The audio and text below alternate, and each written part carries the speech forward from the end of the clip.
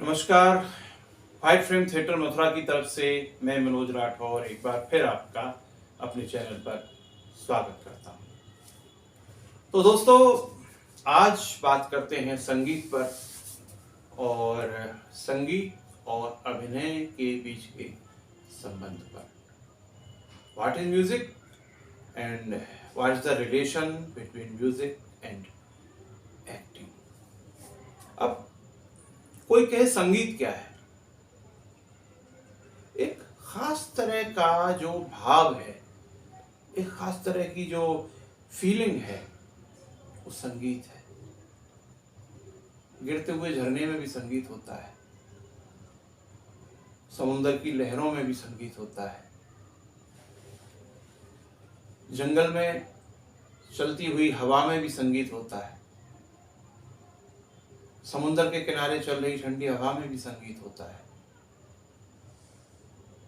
किसान की फसल जब लहलहाती है उसमें भी संगीत होता है। जब एक खिला हुआ फूल हवा के झोंकों से इधर उधर होता है उसमें भी संगीत होता है। हाँ, उसे महसूस करने के लिए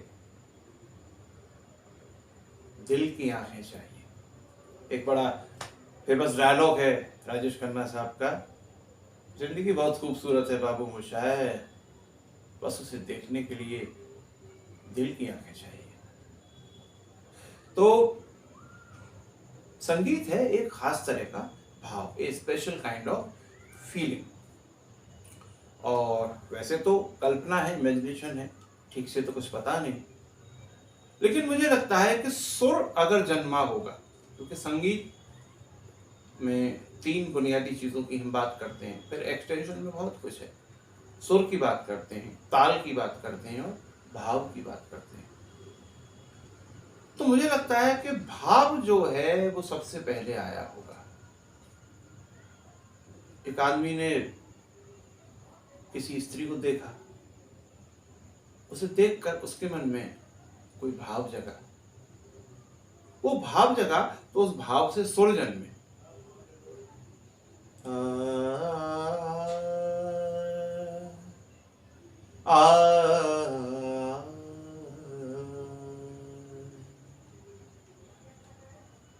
वो भाव जो उसका था वो उसकी गायकी में आया, सुरों के रूप में आया। फिर और भाव को प्रदर्शित किया तो उसमें शब्द जुड़ गए।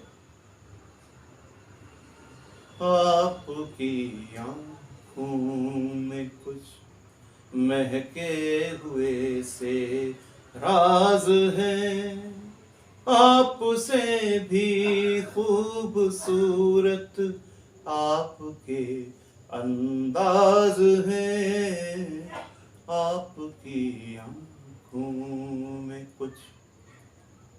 भाव आया, भाव से सुर आया, फिर शब्द भी आ गए। हालांकि गाना मैंने बहुत ज़्यादा पुराना नहीं है, बात हम बिल्कुल इनिशियल लेवल पर कर रहे थे, बट कोई बात नहीं, जब एग्जाम्पल देते हैं तो चीज़ें लेनी पड़ती हैं कहीं ना कहीं से। तो एक खास तरह की जो फीलिंग है, एक खास तरह का जो भाव है, वो संगीत होता है। अब सुर, ताल और भाव। सुर जो है वो बेसिक जो हमारे नोड हैं वो 7 माने गए हैं। सुर को इंग्लिश में नोट कहते हैं, स रे ग म प ध नि। दरअसल हमने शॉर्ट में इनके नाम ले लिए हैं। एक्चुअली सा को हम कहते हैं षडज, रे को ऋषभ, गा को गांधार, मा को मध्यम, पा को पंचम, धा को धैवत और नी को निषाद। लेकिन हमने गायकी में उनको लेने के लिए उनको मिनिमाइज कर दिया, एक एक अक्षर हमने ले लिया। अब हमको जैसे गाना है स रे ग म प ध नि सा, सा नि ध प म ग रे सा। तो अब इन स्वरों के अगर पूरे पूरे नाम लेंगे तो गाना संभव ही नहीं होगा। और इंडियन और वेस्टर्न म्यूजिक का जो स्केल है वो सेम है। जैसे हमारे जो सुर हैं वही वेस्टर्न म्यूजिक के भी सुर हैं, अंतर बराबर है। एक से दूसरे नोट का जो डिफरेंस है वो बराबर है। अब वहां वो उन्हें कुछ और कहते हैं, है ना, डो रे मी फा सोल ला टी। तो अब उसका नाम कुछ और, उसको तोता कह लीजिए, पैरट कह लीजिए, पक्षी तो वही है, तो सुर वही है, उसका नाम आपने कुछ और लिख दिया। तो सुर के बाद आती है ताल। पहले सुर को थोड़ा और ठीक से समझ लेते हैं, फिर आगे की वीडियोस में और समझेंगे। बेसिक नोड ये 7 हैं, सा रे गा मा पा धा नी। फिर क्या है कि 5 इसमें एडिशनल नोड और जुड़ जाते हैं, जिसमें कोमल रे है, कोमल गांधार है, तीव्र मध्यम है आपका, और कोमल धैवत है, कोमल नी है। तो ये 7 और 5 12 मिलकर के एक ऑक्टेव बन जाता है। मैं आगे के वीडियोस में आपको कीबोर्ड या हारमोनियम ला करके भी समझाऊंगा, तो आपको और क्लियर होगा। अभी हम ऐसे ही समझ लेते हैं याद करने को। तो एक ऑक्टेव हो गया 7 और 5 12 नोट्स का। तो हारमोनियम में 3 ऑक्टेव होते हैं।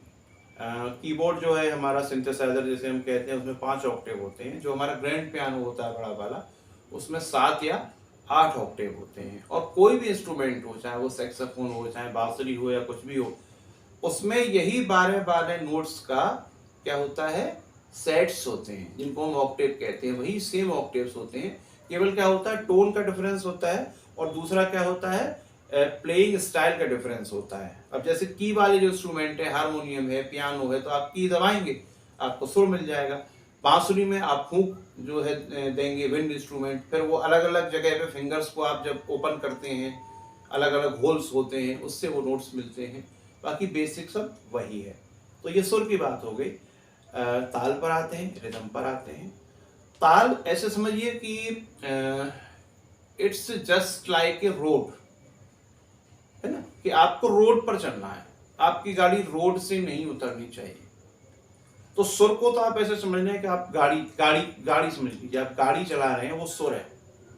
और ताल क्या है, ताल वो सड़क है जिस पर आपको वो गाड़ी चलानी है। जैसे हम इसी गाने की बात करें, आपकी आंखों में कुछ महके हुए से राज है, आपसे भी खूबसूरत आपके अंदाज है, आपकी आंखों में कुछ 1 2 3 4 5 6 7 8 1 2 3 4 5 6 7 8 1 2 3 4 5 6 7 8 मात्रा का रिदम इसमें चल रहा है, जस्ट लाइक रोड। उसी मीटर में आपके सुर, आपकी गायकी रहेगी।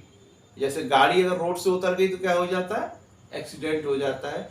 ऐसे ही अगर ताल से सिंगर भटक गया तो एक्सीडेंट जैसा हो जाएगा, गाना बिगड़ जाएगा। और भाव की बात हमने पहले भी कर ली, बाद में भी करते हैं। अब मान लीजिए इसी गाने को मैं ऐसे गाऊं, आपकी आंखों में कुछ महके हुए से राज है, तो क्या हुआ, सुर भी है, ताल भी है, लेकिन किस चीज की कमी है, भाव नहीं है। मैं ऐसे ही फ्लैट गा रहा हूं इसको, लेकिन जब जो शब्द हैं, उन शब्दों का जो मीनिंग है, तो जब मैंने उसको फील किया, जब मैंने उसको महसूस किया, तो क्या हुआ, उसमें भाव जुड़ गया। आपकी आंखों में कुछ महके हुए से राज है, तो क्या हुआ, सुर, ताल और भाव। तो इनसे मिलकर क्या बना हमारा संगीत, है ना। फिर संगीत की बहुत सी शाखाएं हैं, है ना। अब शास्त्रीय संगीत नाम से ही आप समझिए कि हमारे शास्त्रों का जो संगीत है। फिर अपना लाइट म्यूजिक, आमतौर पर जो हम फिल्म के गाने सुनते हैं या आमतौर पर हम भजन और ये सब सुनते हैं, वो सब लाइट म्यूजिक का वो होता है। और सेमी क्लासिकल फिर उसमें आ जाता है, तो वो क्लासिकल से थोड़ा हल्का है, यानी स्वरों का बाउंडेशंस में उसमें थोड़ी लिबर्टी दे दी जाती है। बाकी राग में तो हम आगे और बात करेंगे, राग में तो फिक्स होता है कि उसके वही जो सुर हैं उससे अलग आप कुछ नहीं लगा सकते। सेमी क्लासिकल में थोड़ी लिबर्टी रहती है कि आप राग के साथ कुछ और दूसरे सुर भी जो है लगा सकते हैं। तो ये सब रहता है। ये हुआ हमारा संगीत की बात हुई। अब हम बात करते हैं कि संगीत और अभिनय के बीच में क्या संबंध है, और एक एक्टर को, एक अभिनेता को संगीत की समझ होना क्यों ज़रूरी है। जितने भी हमारे अच्छे एक्टिंग स्कूल्स हैं, अब मेरे तो जहन में बार बार एनएसडी का ही नाम आता है, वहाँ एक्टर्स को भी एक्टिंग कोर्स में भी एक लिमिट तक संगीत सिखाया जाता है। बाकायदा हारमोनियम पर सा रे गा मा सुर सधवाए जाते हैं, फिर आगे की और एक्सरसाइज होती है। उसका रीज़न क्या है कि आप जब एक्टिंग करते हैं तो एक्टिंग में भी एक सुर होता है, एक्टिंग में भी एक ताल होती है और भाव तो होता ही है। बिना भाव के तो एक्टिंग होगी ही नहीं, है ना। वो एग्जैक्ट म्यूजिक जैसे नहीं होते मगर होते हैं, है ना। जैसे हम कोई भी डायलॉग लें, फॉर एग्जाम्पल कि मैं और मेरी तन्हाई, अक्सर ही बातें करते हैं, तुम होती तो कैसा होता, तुम इस बात पे कितना हंसती, तुम इस बात पे कितना हैरान होती, मैं और मेरी तन्हाई अक्सर बातें करते हैं। तो एक रिदम है इस डायलॉग का, एक फ्लो है और सुर भी है, कोई एग्जैक्ट म्यूजिक जैसा नहीं है, लेकिन आप देखें वॉइस का मॉड्यूलेशन है, वॉइस का उतार चढ़ाव है। मैं और मेरी तन्हाई, अक्सर ये बात है, अक्सर पर सुर ऊपर आ गया, तुम होती तो ऐसा होता, ऐसा होता तो सुर और नीचे चला गया, तुम इस बात पे कितना हंसती, सुर और सुर ऊपर चला गया, तुम इस बात पे कितना हैरान होती, फिर सुर नीचे आ गए। आप देख रहे हैं सुर का उतार चढ़ाव। तो जब आपको सुर की समझ हो जाती है तो आपको आपके अभिनय में भी हेल्प मिलती है। आगे चल के मैं बताऊंगा आपको किस तरह से अलग अलग सुर पर एक ही डायलॉग को हम बोलने का अभ्यास करते हैं। जैसे हमने दिया सा, अब कोई एक लाइन ले लीजिए, सा आखिर कौन है आप, रे आखिर कौन है आप, गा आखिर कौन है आप, ये सब एक्सरसाइजेस भी होती है। तो सुर, वॉइस मॉड्यूलेशन, आवाज का उतार चढ़ाव, वो जब आपको संगीत की समझ होती है तो आपके अंदर डेवलप होता है, जो आपके एक्टिंग में भी काम आता है। ताल, ताल की समझ, है ना। कोई भी गाना आप गा रहे हैं, फॉर एग्जाम्पल कोई भी गाना ले लीजिए, पीयूष भाई याद आ गए हैं, पीयूष भाई हमारे मास्टर हैं, Piyush Mishra ji, actor, writer, everything, singer. अभी उनका गाना दिमाग में आ रहा था, देखिए, हाँ,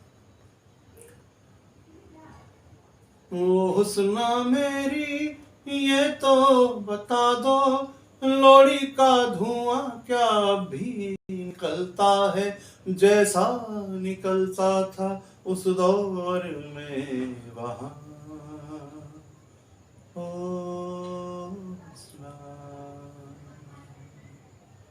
1 2 3 4 5 6, 1 2 3 4 5 6, 6 बीट की रिदम चल रही है। तो जब आप गाएंगे इस गाने को, कोई भी गाना हो, पीयूष भाई का गाना याद आ गया तो वो मैंने सुना दिया, तो सुर को आप पकड़ेंगे, ताल को आप पकड़ेंगे, भाव को आप पकड़ेंगे, और एक्टिंग में भी आपको क्या पकड़ना पड़ेगा, एक्टिंग में भी आपको तीनों चीजें पकड़नी पड़ेंगी, सुर भी पकड़ना पड़ेगा, ताल भी पकड़नी पड़ेगी और भाव भी पकड़ना पड़ेगा। अब सिनेमा में हम आ जाएं, बात वही है, मेरा उद्देश्य क्रिटिसाइज करना नहीं है, लेकिन अभी बहुत सारी फिल्में जो पिछले 5 से 10 सालों के अंदर मैंने देखी, तो मैंने देखा कि उसमें प्लेबैक सिंगिंग की कमी दिखाई पड़ रही है। यानी अच्छे अच्छे गाने हैं, लेकिन वो गाने बैकग्राउंड सॉन्ग की तरह यूज किए गए हैं, यानी एक्टर उन गानों पर सिंक नहीं कर रहा है। जो भी कारण हो, बहुत से कारण हो सकते हैं, लेकिन बहुत सारे मैं ऐसे नए लड़के लड़कियों से मिलता हूँ, वो कहते हैं कि म्यूजिक से क्या एक्टिंग का कनेक्शन है, we are actors, we are not interested in music.